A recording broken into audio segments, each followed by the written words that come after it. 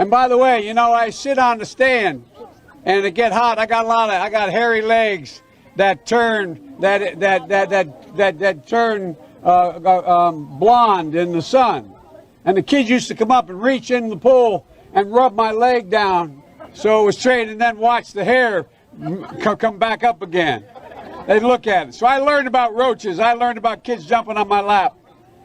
And I've loved kids jumping on my lap. I remember the first bumper sticker I saw. I learned a lot.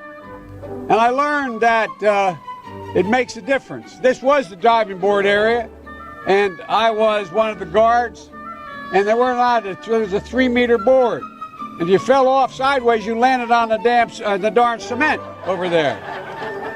And Corn Pop was a bad dude, and he ran a bunch of bad boys. And I did, and back in those days, to show how things had changed, one of the things you had to use, if you used pomade in your hair, you had to wear a bathing cap. And so he was up on the board, wouldn't listen to me. I said, "Here, you, off the board, or I'll come up and drag you off." Well, he came off, and he said, "I'll meet you outside." My car, these were all public housing behind it. My car, there was a gate out here. I parked my car outside the gate. And he said, "I'll be waiting for you." He was waiting for 3 guys in straight razors. Not a joke. There was a guy named Bill Wright, Mouse, the only white guy, and he did all the pools. He was the mechanic. And I said, "What am I going to do?" He said, "Come down here in the basement where all the pool filter is. You know the chain, there used to be a chain that went across the deep end. And he cut off a 6-foot length of chain. He folded up, he said, "You walk out with that chain. And you walk to the car and say, 'You may cut me, man, but I'm going to wrap this chain around your head.'" I said, "You kidding me?"